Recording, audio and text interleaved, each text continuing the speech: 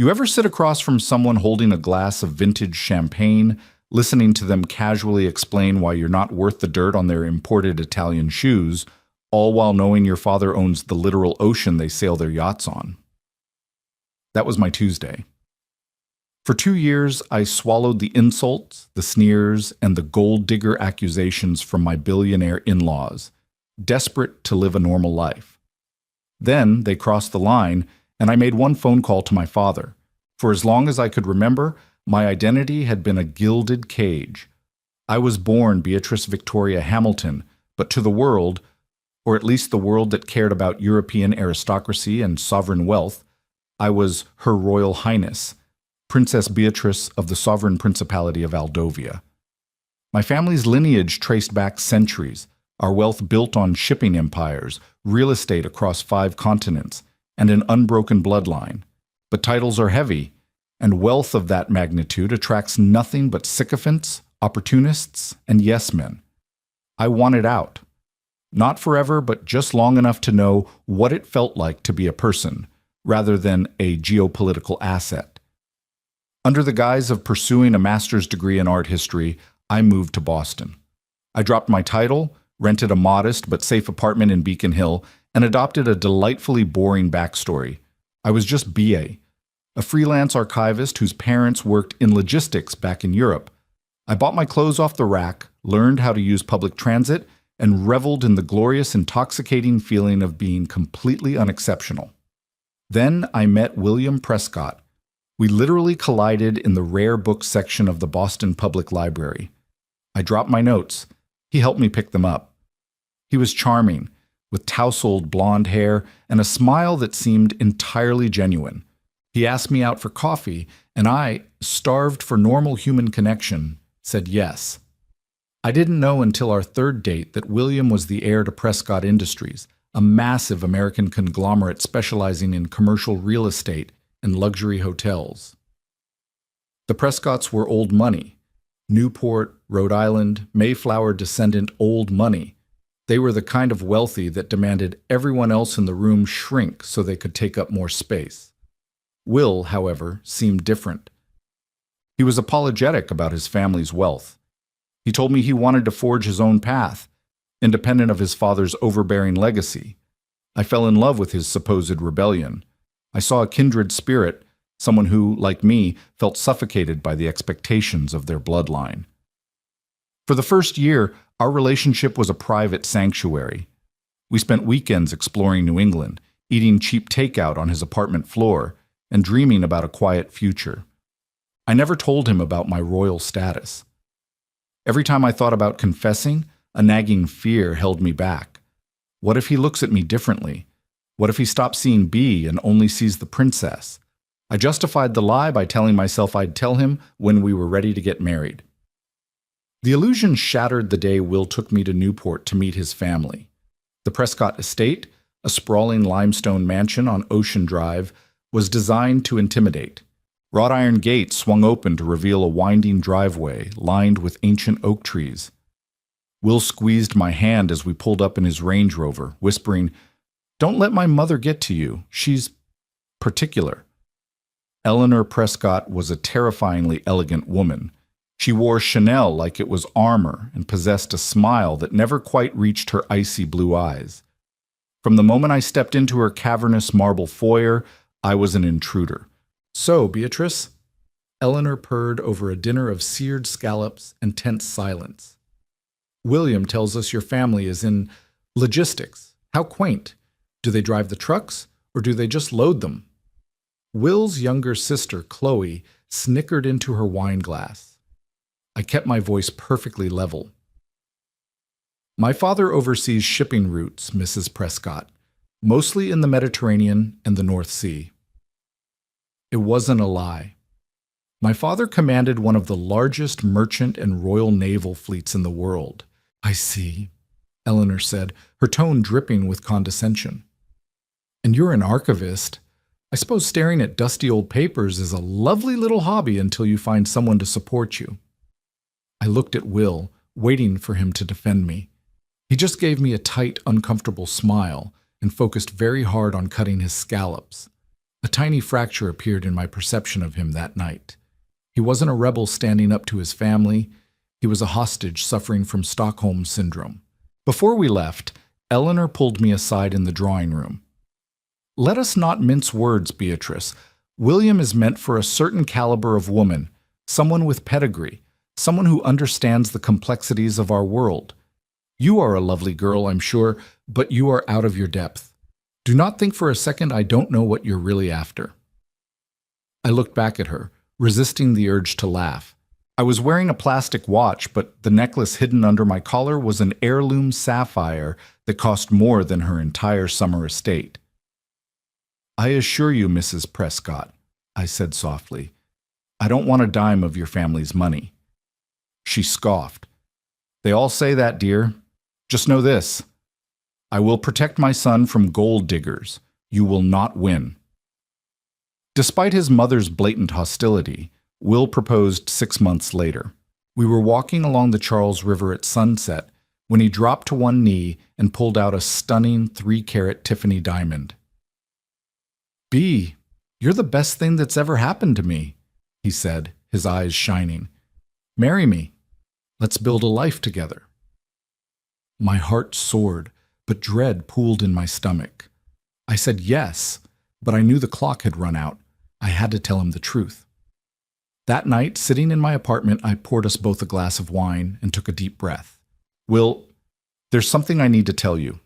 Something major about my family." He laughed, kissing my forehead. "Unless your dad is an international spy or you're secretly a mafia princess, I don't care, Bea. I love you for you. My family might be obsessed with status, but I'm not." His words, meant to comfort me, only cemented my fear. If I told him now, I would prove his mother right. I was a liar. Worse, what if the massive disparity in our true social standing broke his pride? I made a cowardly choice. I decided to wait until the wedding planning was finalized. Once we were completely insulated in our own love, I would reveal everything. It was the worst mistake of my life. The engagement announcement was treated by the Prescott family not as a celebration, but as a declaration of war. Eleanor immediately took control of the wedding. She insisted on a lavish ceremony in Newport with 500 guests, senators, CEOs, and old money aristocrats. When I timidly suggested a smaller, more intimate gathering, Eleanor laughed in my face. "This isn't a backyard barbecue, Beatrice. This is a Prescott wedding. It is a corporate and social event. You just need to show up and try not to look entirely out of place." The psychological warfare escalated. Eleanor hired a private investigator to dig into my background. They found nothing, of course. My royal security detail, operating out of Europe, had scrubbed my B identity so thoroughly that I appeared to be a perfectly boring middle-class citizen with no debt and no criminal record. Ironically, this lack of history made Eleanor even more suspicious. She was convinced I was a seasoned grifter operating under a false identity. Chloe, Will's sister, made it her mission to humiliate me socially. During a dress shopping appointment at the Oscar de la Renta boutique in New York, Chloe accidentally invited Will's ex-girlfriend, Caroline Astor Hayes. Caroline was exactly what Eleanor wanted, a tall, blonde socialite whose family name was practically printed on American currency. While I was pinned into a silk gown by the tailor, Caroline sat on the velvet sofa, sipping champagne and reminiscing with Chloe about vacations in Saint Barthélemy. "It's just such a shame William is settling," Caroline sighed loudly enough for me to hear. "I mean, it's sweet that he's doing the whole charity case thing, but how will she ever host a gala? She doesn't know anyone." "I know," Chloe replied. "Mother's devastated. She practically had to buy Beatrice an entirely new wardrobe just so she wouldn't embarrass us at the country club." I stepped out of the dressing room, the heavy silk dragging on the floor. I looked Chloe dead in the eye. "Actually, Chloe, I buy my own clothes, and I don't need a country club membership to know how to hold a conversation. Excuse me." I walked back into the dressing room, stripped off the dress, and left the boutique. When I told Will about it later that evening, furious and shaking, he offered his usual pathetic defense. "Bea, you know how Chloe is. She's just fiercely loyal to the family, and Caroline is an old friend. You just need to let these things roll off your back. If you fight them, You're just giving my mother ammunition." "I'm not giving her ammunition, Will. I'm expecting my fiancé to stand up for me," I shouted. He pulled me into a hug, but his arms felt heavy, restrictive. "I do stand up for you, but we have to play the game, just until the wedding is over. Once we're married, we'll move back to Boston, and we'll rarely have to see them. Just hold on a little longer." I clung to that promise. I believed that Will was simply caught in the crossfire of his toxic family. I didn't realize until much later that Will wasn't caught in the crossfire. He was holding one of the guns.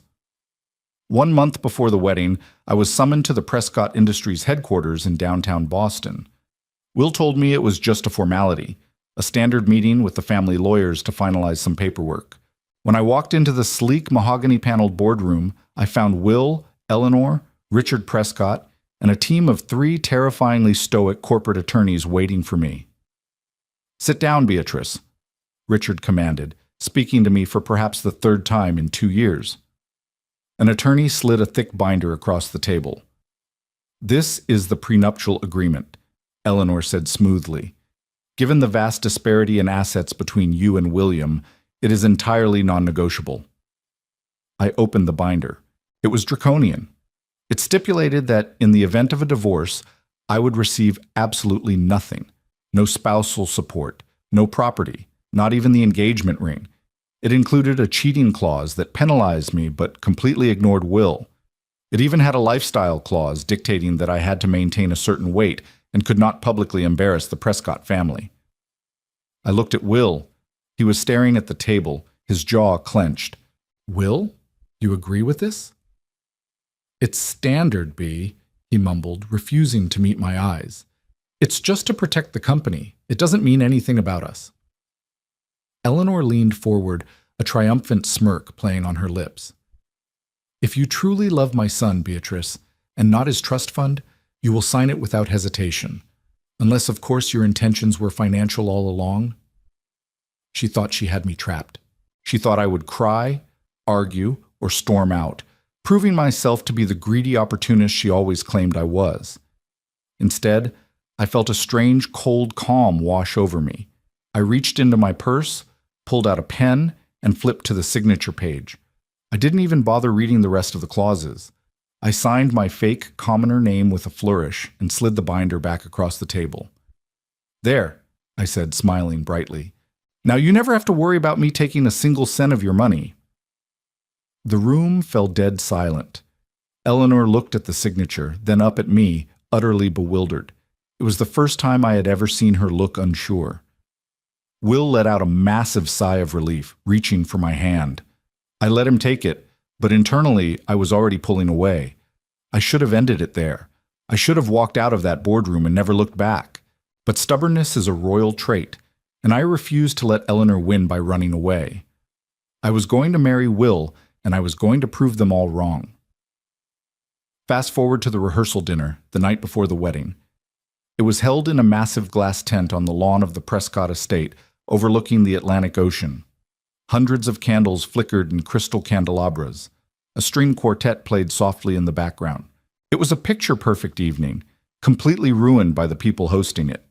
I was seated at the head table next to Will, forcing myself to smile as guest after guest approached to offer their congratulations. The veiled insults were relentless. "You must feel like Cinderella," one aunt chirped. "It's so wonderful how William is elevating you," a family friend whispered loudly. Then came the toasts. Will's best man gave a standard, slightly drunken speech. Chloe gave a thinly veiled monologue about how much she would miss having Will all to herself. Finally, Eleanor stood up, tapping a silver spoon against her champagne flute. The tent quieted down. Eleanor looked immaculate in a navy silk gown, the matriarch holding court. "Family, friends," she began, her voice carrying effortlessly across the room. "We are gathered here to celebrate the union of my son William and his bride Beatrice." She paused just long enough for the word bride to sound like an insult. When William first brought Beatrice home, we were, admittedly, surprised. In our world, we are raised with certain expectations. We build legacies. We preserve history. Beatrice comes from a very different world, a simpler world. She smiled, a predatory gleam in her eye. Will squeezed my thigh under the table. Don't react, his squeeze said. Just take it. It is a testament to William's generous heart that he looked past pedigree, past status, and past financial limitations, Eleanor continued. Some might call it a charitable endeavor. Some might say he is rescuing her from a life of mediocrity. But I say, it is a brave risk, because one never truly knows the intentions of an outsider, do they? We can only hope that Beatrice understands the immense gift she is being given tomorrow, and that she remembers her place within this family. She raised her glass. To William, our golden boy, whose heart is perhaps a little too big for his own good. A smattering of polite, uncomfortable applause rippled through the tent. My ears were ringing, my vision tunneled. I turned to Will, waiting for him to stand up, waiting for him to take the microphone, to tell his mother she had crossed a line, to defend the woman he was supposed to marry in less than 12 hours. Will picked up his champagne flute, smiled at his mother, and took a sip. In that single devastating second, the illusion of William Prescott shattered completely. He wasn't trapped by his family. He agreed with them. He liked playing the role of my savior. He liked that I was beneath him because it made him feel powerful. The anger that had been simmering inside me for 2 years didn't boil over.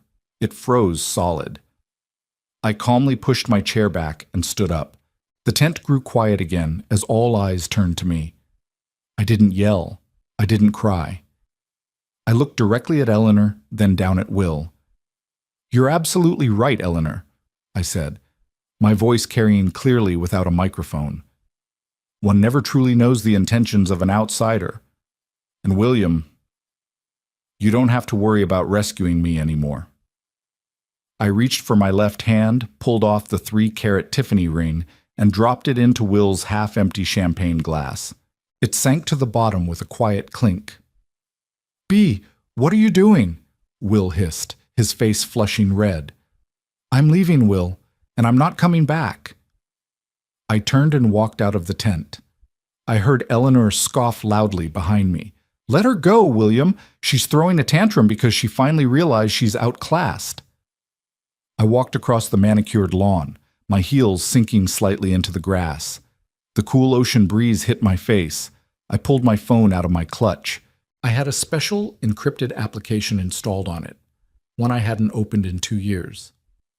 I pressed the single button on the screen. It rang exactly once before a gruff voice answered, "Your Highness, are you secure?"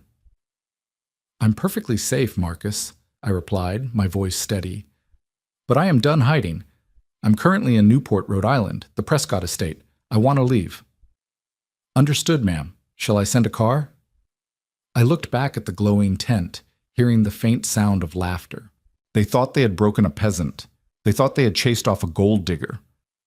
"No, Marcus," I said, a dangerous smile spreading across my face. "A car's too quiet.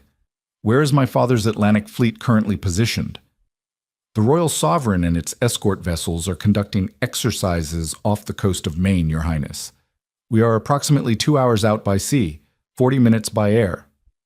"Bring them," I commanded. "Bring the royal yacht. Bring the escorts. And Marcus?" "Yes, Your Highness?" "Make sure they use the floodlights. I want these people to see exactly who they just insulted." Sitting on the damp stone of the seawall, I waited. The Atlantic Ocean stretched out before me, an endless expanse of pitch black, mirroring the sudden emptiness in my chest. Behind me, the muffled sounds of the rehearsal dinner continued. The string quartet had resumed playing, attempting to paper over the awkwardness of my departure. 10 minutes passed before I heard the crunch of dress shoes on the gravel path. "Bea, this is ridiculous," William's voice snapped, laced with irritation rather than concern.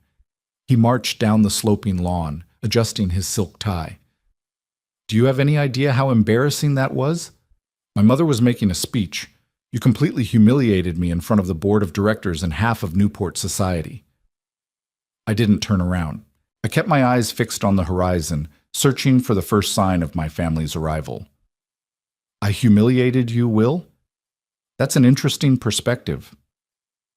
He sighed, the heavy, exaggerated sigh of a parent dealing with a petulant toddler. He stepped up to the seawall, standing a few feet away. Look, I get it. The prenup was harsh, and my mother's toast was a little pointed, but you have to understand where she's coming from. We have a legacy to protect. You storming out like a child just proves her point that you don't know how to handle the pressure of this lifestyle. This lifestyle, I repeated softly, finally turning to look at him.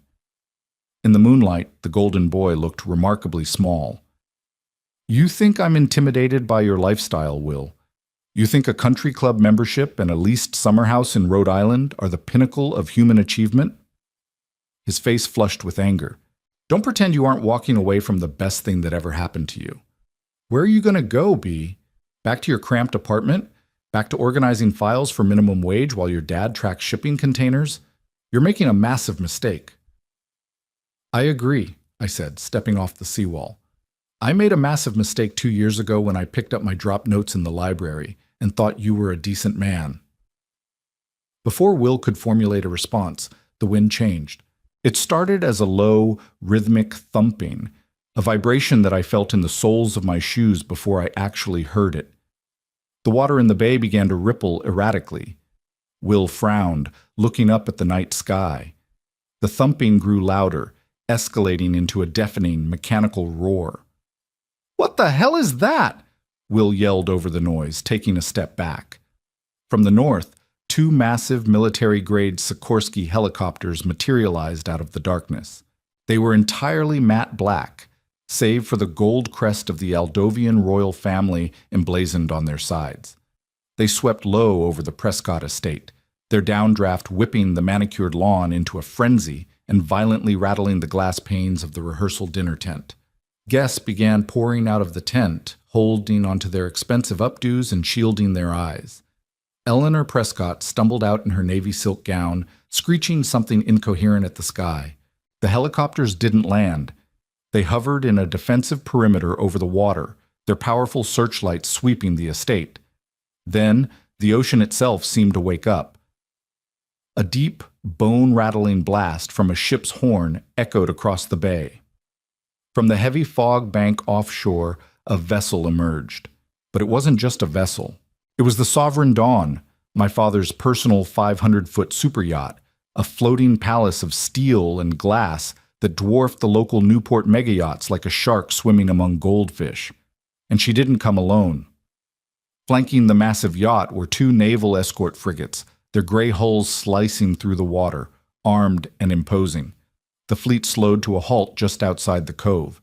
Suddenly, a dozen blindingly bright floodlights flicked on from the decks, pinning the Prescott estate in stark, inescapable daylight. The sheer wattage illuminated the entire lawn, the glass tent, and the terrified, gaping faces of the 500 elite guests. B, what is happening? Is this a military drill? Will shouted, grabbing my arm. I calmly reached down, peeled his fingers off my wrist, and smoothed my dress. No, William, it's my ride. A sleek, black tender boat detached from the Sovereign Dawn and tore across the water toward the estate's private dock, its twin engines roaring. As it bumped against the wooden pylons, 6 heavily armed men in immaculate, dark tactical suits stepped off. They didn't look like private security. They moved with the lethal, synchronized precision of a sovereign nation's elite royal guard. At the helm was Commander Hayes, my father's head of security. He stepped onto the dock, his silver hair catching the floodlights, his posture rigid. He ignored Will completely and marched straight up the lawn toward me. When he was 3 paces away, the imposing commander stopped, clicked his heels together, and bowed deeply. Your Royal Highness? Hayes's voice boomed over the fading roar of the helicopter engines, carrying easily to the terrified crowd of wedding guests gathered near the tent. The fleet is at your disposal. His Majesty sends his regards and awaits your return. Will's jaw practically unhinged. He looked from Hayes to the heavily armed guards securing the perimeter of his family's dock, to the massive naval frigates offshore, and finally to me. Royal Highness? Will choked out, his voice cracking. B, what is he talking about? Who are these people? I smiled, and for the first time in 2 years, I didn't have to shrink myself to fit into his world. I expanded to fill my own. Allow me to formally reintroduce myself, William, I said, my voice projecting with the practiced cadence of someone raised to address parliaments. I am Her Royal Highness, Princess Beatrice Victoria Hamilton, daughter of King Arthur Hamilton, sovereign ruler of Aldovia. The silence that fell over the lawn was absolute, broken only by the lapping of the waves and the low hum of the naval destroyers. Eleanor Prescott, having pushed her way through the crowd of stunned guests, arrived just in time to hear my title.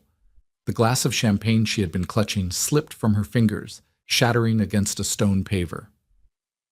Aldovia, Eleanor whispered, her face draining of color. Her icy, untouchable demeanor collapsed in an instant. She looked like a woman who had just realized she'd been actively poking a sleeping tiger with a very short stick. Yes, Eleanor. Aldovia, I replied, turning my gaze to her. The quaint little country where my father works in logistics.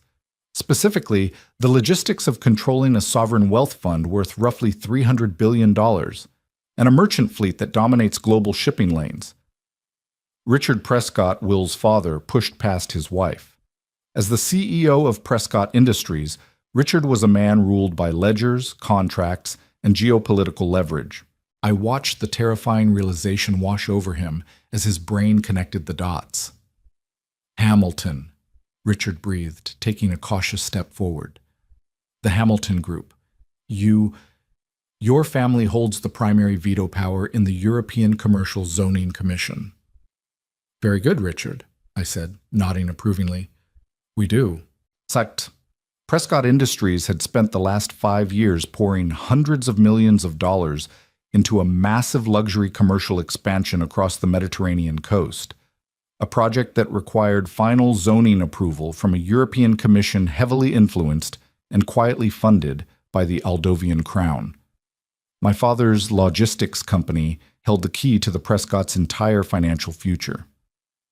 Be please, Will stammered, stepping toward me with his hands raised in a placating gesture.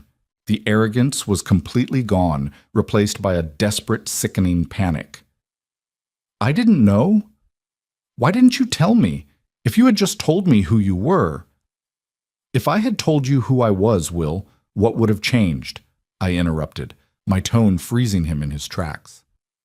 Would your mother have suddenly found me acceptable?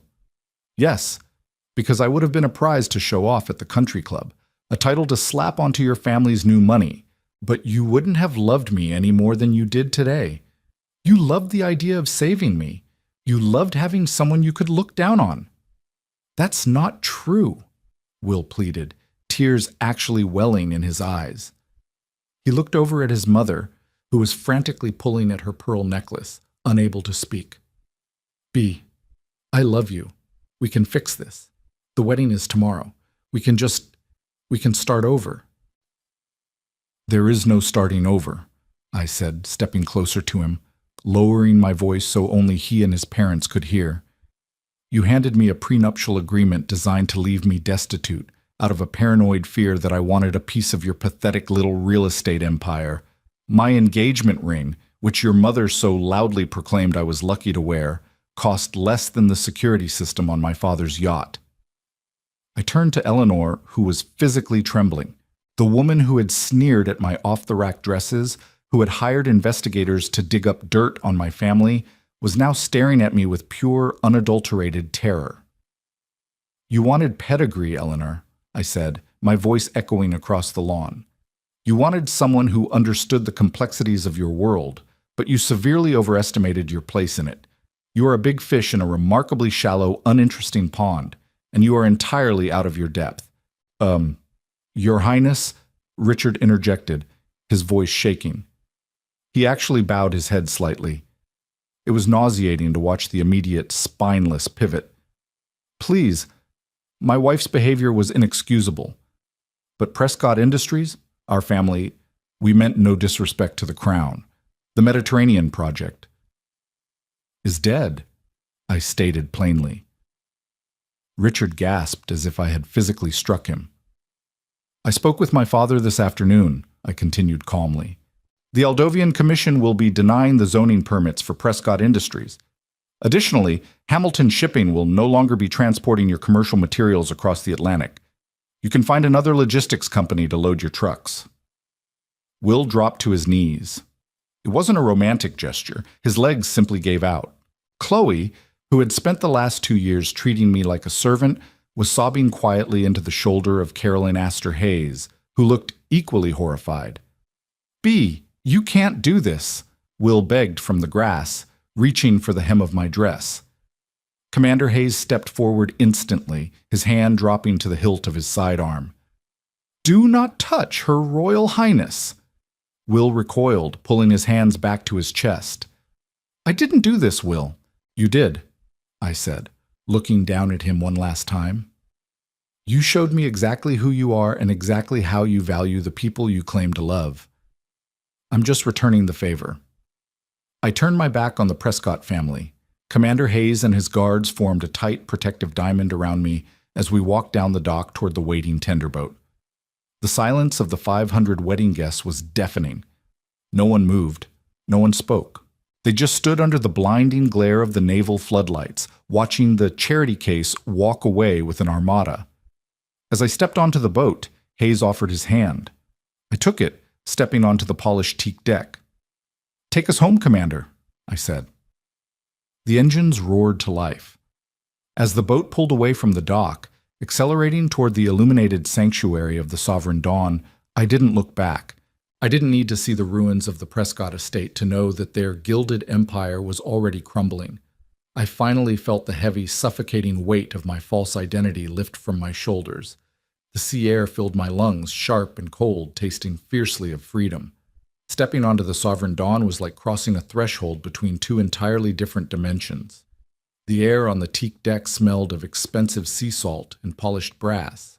Commander Hayes escorted me into the main salon, a sprawling glass-enclosed sanctuary adorned with custom Loro Piana upholstery, Lalique crystal fixtures, and a staggering collection of original post-impressionist art that made my former Boston apartment look like a cardboard box.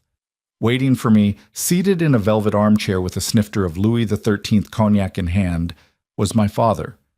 King Arthur Hamilton was a man who commanded gravity itself. He didn't just walk into rooms, he occupied them entirely. Even in a casual cashmere sweater and bespoke Italian slacks, he radiated the quiet, terrifying authority of a man who could crash a small nation's economy before his morning espresso. He stood up as I entered, setting his glass on the marble side table. His sharp, calculating eyes softened the moment they landed on me. "Beatrice," he said, opening his arms. I ran to him, burying my face in his shoulder. The adrenaline that had kept me standing on that sea wall finally evaporated, leaving me shaking.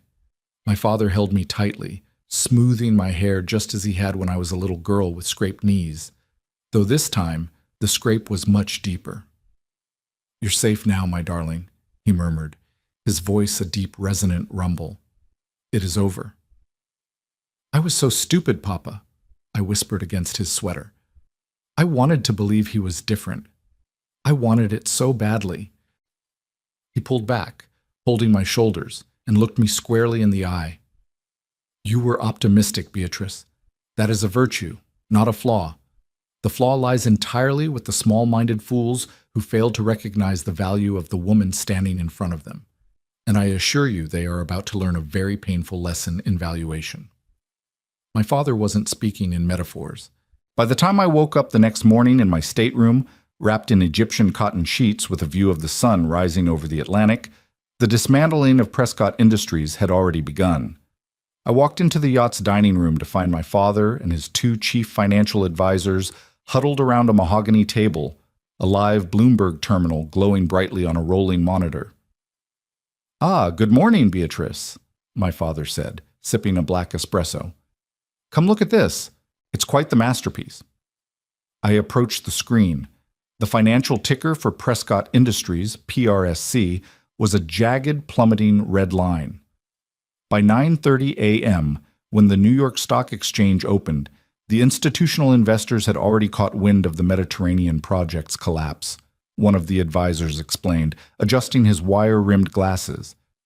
Word leaked through the European Commercial Zoning Commission that the permits were universally denied. Furthermore, Hamilton Shipping officially terminated all freight contracts with Prescott subsidiaries at 8 a.m. I stared at the numbers. They had lost 14% of their market cap in 45 minutes. "It gets better," my father noted, a predatory smile playing on his lips. Without the Mediterranean expansion to leverage, their debt-to-equity ratio is highly exposed. Rumor has it that Brookfield Asset Management is already circling, looking to hostilely acquire their prime commercial properties in Manhattan and Chicago for pennies on the dollar. I felt a brief fleeting pang of guilt, a remnant of the Bay who used to share cheap takeout with Will. But then I remembered Eleanor's sneering face, the humiliating prenuptial agreement, and Will dropping my ring into his champagne glass like it was a piece of trash. The guilt vanished, replaced by a cold satisfaction. My phone, which had been buzzing incessantly since I turned it back on, illuminated with another incoming call. It was William. He had left 27 voicemails in the last 12 hours. I sat down at the table, poured myself a cup of Earl Grey tea, and finally hit play on the most recent one. "B, please, I know you're angry, but you have to stop this. My father's having a panic attack. The board of directors is calling an emergency meeting. We're losing hundreds of millions of dollars. You proved your point. You're royalty, you're powerful, I get it. Just please, call off the commission. Call off your dad. We can sit down and talk about this like adults." I deleted the voicemail halfway through. He still didn't get it. He thought this was a tantrum. He thought I was just throwing a royal fit to punish him. He didn't understand that to my family, this wasn't revenge. It was a simple business adjustment. You do not partner with liabilities, and the Prescotts had proven themselves to be morally and financially bankrupt. Desperation is a fascinating catalyst. It makes smart people do foolish things, and it makes arrogant people do catastrophic things. 3 weeks after the Newport incident, as the tabloids were calling it, I was back in Europe. I had resumed my royal duties, splitting my time between our estates in Aldovia and London. I had traded my off-the-rack cardigans for Alexander McQueen and Cartier, stepping effortlessly back into the armor of my birthright. The Prescotts, meanwhile, were drowning. Prescott Industries was hemorrhaging cash, and Richard Prescott was on the verge of being ousted by his own board of directors. But instead of quietly accepting their defeat and restructuring what was left of their pride, Eleanor and William decided to go on the offensive. If they couldn't save their money, they were going to try and save their social standing by destroying my reputation. It started with a highly publicized, exclusive interview on a major morning network. I was in my private study in London, reviewing charity proposals, when Commander Hayes walked in and silently turned on the flat-screen television on the wall. There was Will, sitting on a plush couch opposite a sympathetic daytime host. He looked appropriately devastated, hair slightly disheveled, wearing a somber navy suit. "She lied to me for 2 years," Will said, looking directly into the camera with watery puppy dog eyes. "I fell in love with a normal, everyday girl. I brought her into my home, my family welcomed her with open arms, and she deceived us all. She hid her wealth, her title, her entire identity. And when my family simply asked for a standard prenuptial agreement to protect our employees and our legacy, she snapped." The host leaned forward, looking appalled. "So Princess Beatrice essentially masqueraded as a commoner to test you, and when she didn't like the results, she used her royal influence to destroy your family's business?" "Exactly," Will nodded solemnly. "It's a terrifying abuse of power. We are hard-working Americans, and she used her foreign sovereign wealth to maliciously attack our company just because her feelings were hurt. It's cruel. It's unhinged." I let out a sharp, genuine laugh. It was a brilliant PR spin. They were trying to paint themselves as the scrappy, innocent American business owners, being bullied by a tyrannical, deceitful European aristocrat. "Shall I have the legal team draft a cease and desist, Your Highness?" Hayes asked, his face a mask of restrained fury. "Or perhaps a defamation suit? We have the resources to bury them in litigation for the next decade." "No, Commander. I said, waving a hand dismissively. Let them talk. A defamation suit would only legitimize their narrative that we are bullies. Besides, a televised interview is a poor weapon against the truth. Where is the Prescott family scheduled to be this weekend? Hayes tapped an earpiece, communicating with my intelligence team. Desperate for liquidity, Richard and Eleanor Prescott are attempting to secure emergency private equity funding. They have managed to acquire tickets to the Monaco Red Cross Gala this Saturday. They are hoping to corner some of the European venture capitalists. A slow smile spread across my face. The Monaco Red Cross Gala was one of the most exclusive high society events in the world. And as a ranking member of the European Royal Echelon, I wasn't just a guest. I was the guest of honor. Perfect, I said, standing up from my desk. Call my stylist. I need something spectacular for Saturday. It's time to put this rabid dog down publicly. The Salle des Étoiles in Monte Carlo was a vision of extreme, unrestrained wealth. Chandeliers dripping in diamonds illuminated a room filled with billionaires, tech moguls, and aristocracy.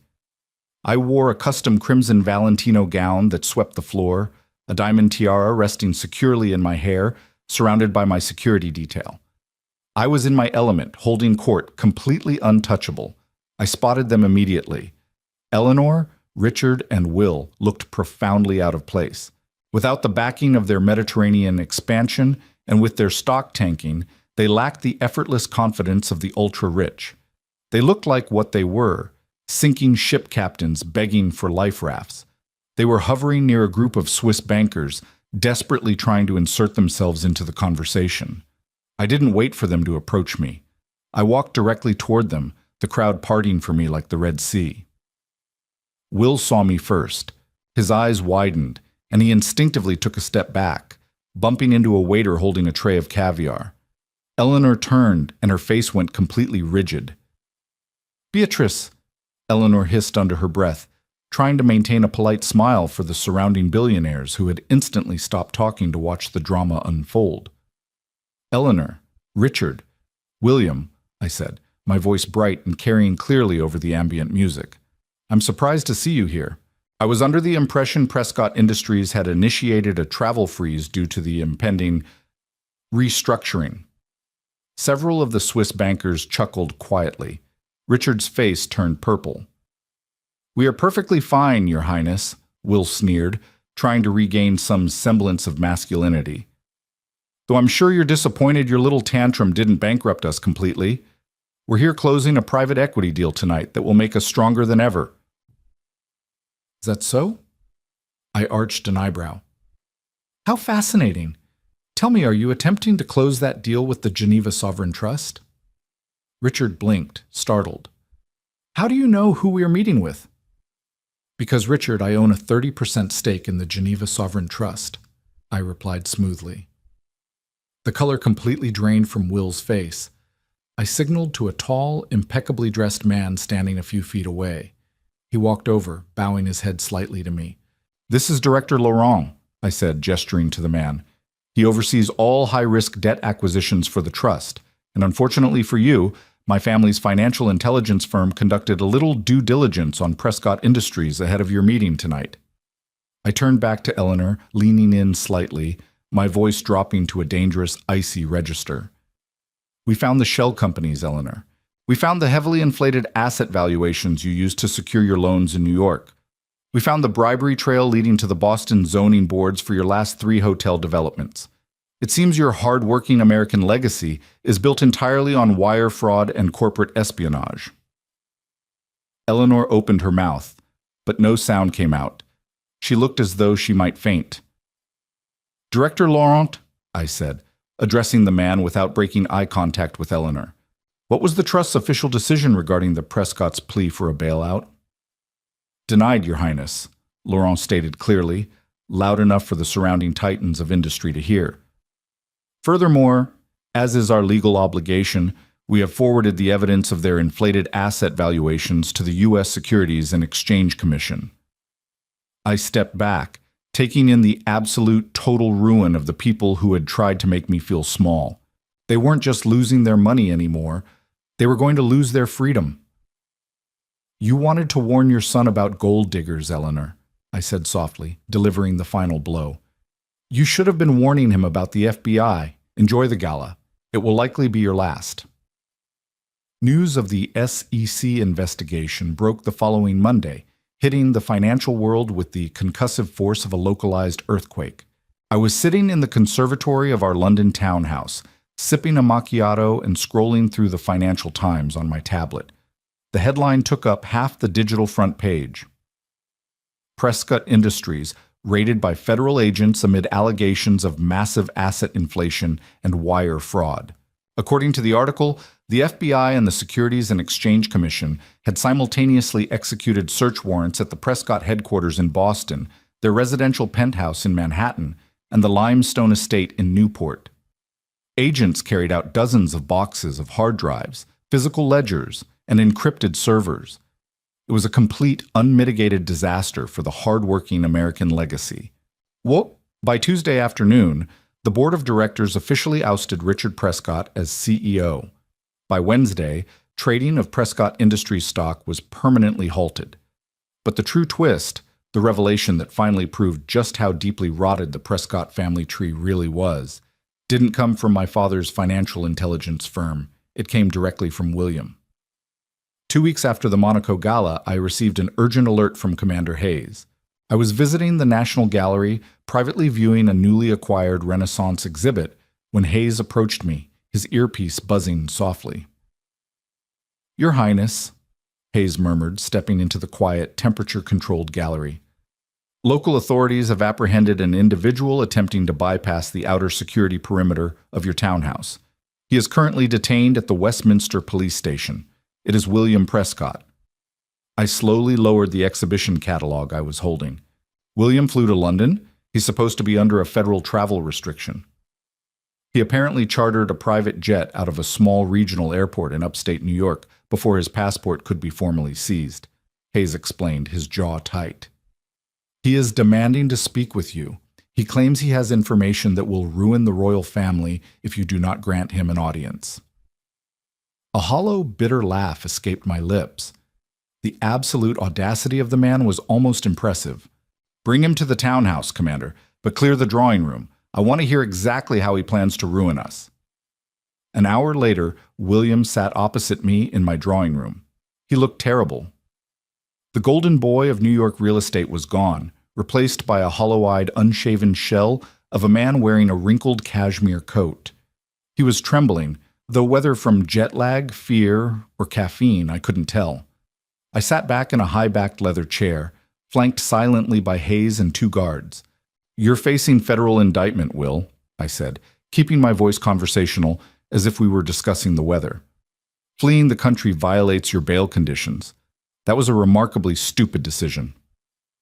I didn't have a choice, B, he stammered, leaning forward, his eyes darting frantically around the opulent room. You have to call them off.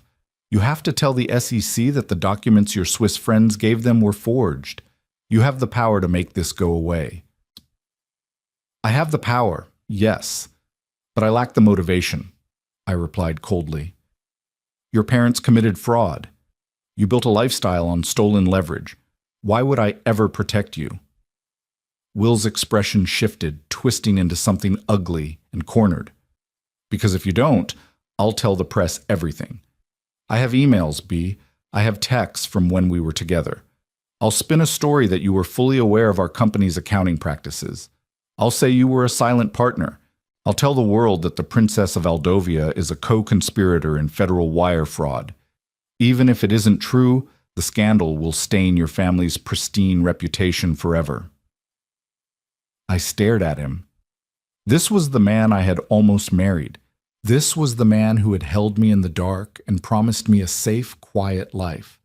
He was attempting to blackmail a sovereign head of state to cover his own cowardice. You really don't know how any of this works, do you? I asked softly, shaking my head. I reached over to the mahogany coffee table, picked up a manila folder that Hayes had prepared for me, and tossed it onto Will's lap. What is this? He muttered, looking down at the heavy folder. Open it, I commanded. Will opened the folder.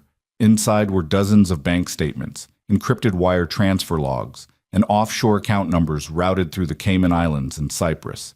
Jouret, when my auditors were looking into your parents' inflated assets, they found a rather interesting anomaly, I explained, watching his face drain of whatever color it had left.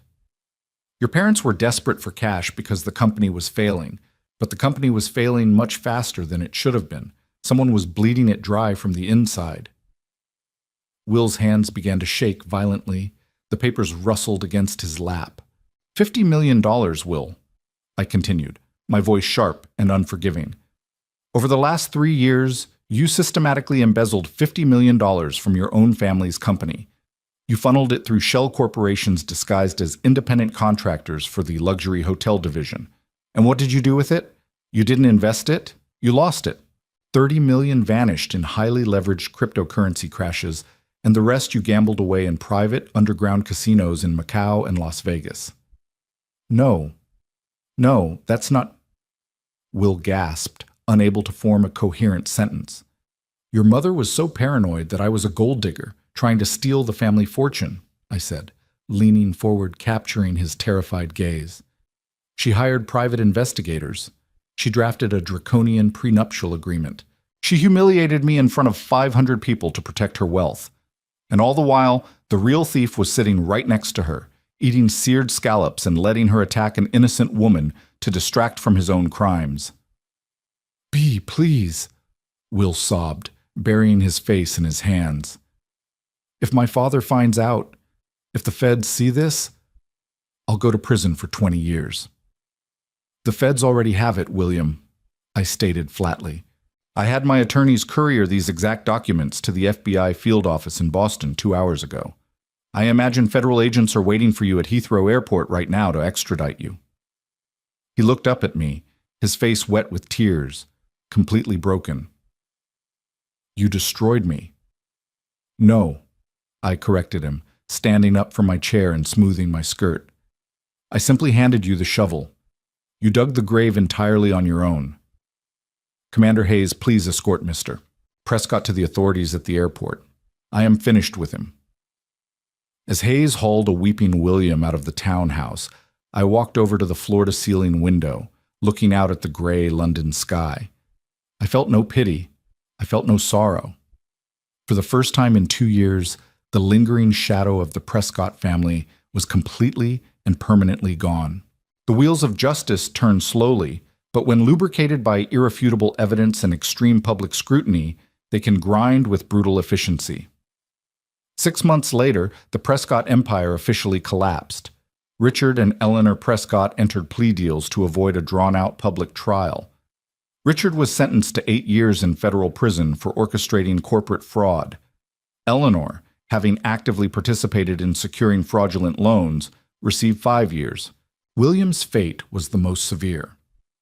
Because his embezzlement crossed international borders and involved complex money laundering to hide his gambling debts, the judge decided to make an example of him. He was sentenced to 15 years in a federal penitentiary without the possibility of early parole. The golden boy of Newport was traded for a jumpsuit and a concrete cell. To satisfy their massive debts and the federal fines, the courts ordered the liquidation of all Prescott assets. The yachts were sold. The Manhattan penthouse was auctioned off to a tech billionaire. And then there was the Newport estate. It was put on the auction block in early October, precisely 1 year after the disastrous rehearsal dinner. It was expected to fetch a massive sum from another old money family looking to establish their dominance on Ocean Drive.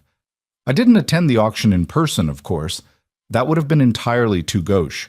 Instead, I sat in my father's office in Aldovia drinking tea while Thomas Sullivan, my lead American attorney, bid via phone on my behalf through a blind trust named the Archival Foundation.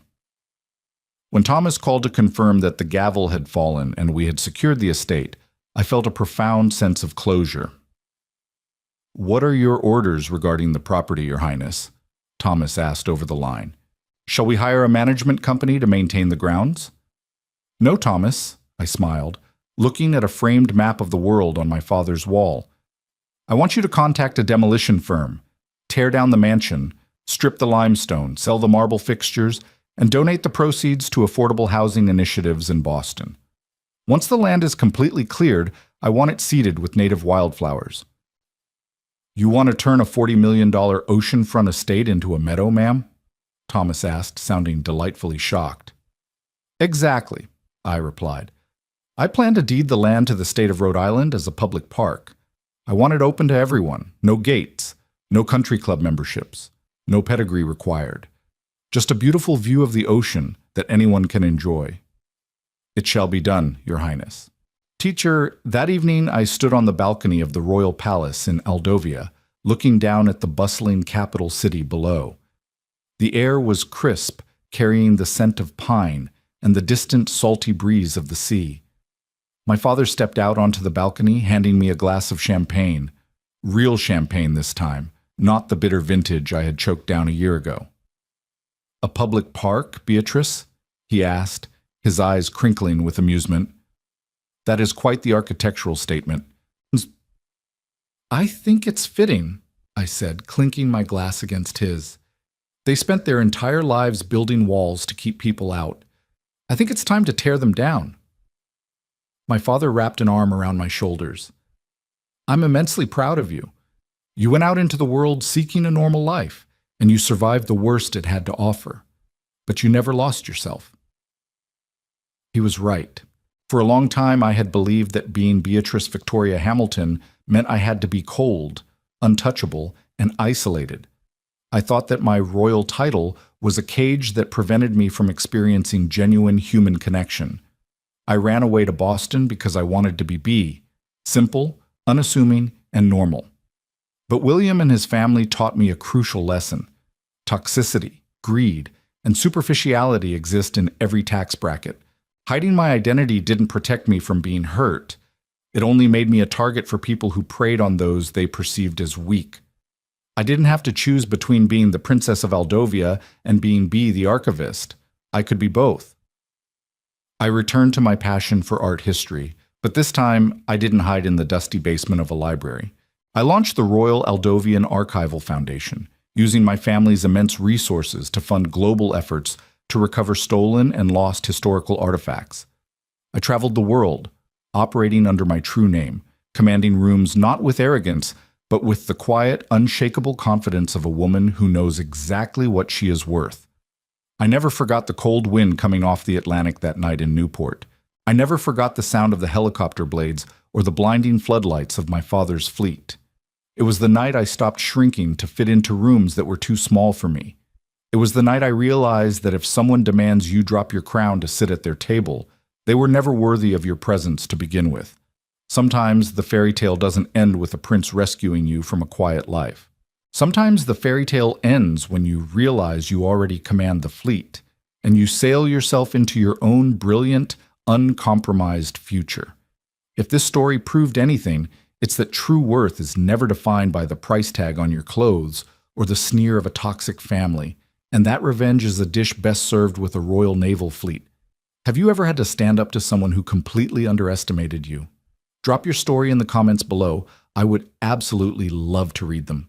If you enjoyed this journey of taking down arrogant billionaires, make sure to hit that like button, share this video with your friends, and subscribe for more incredible real-life drama stories.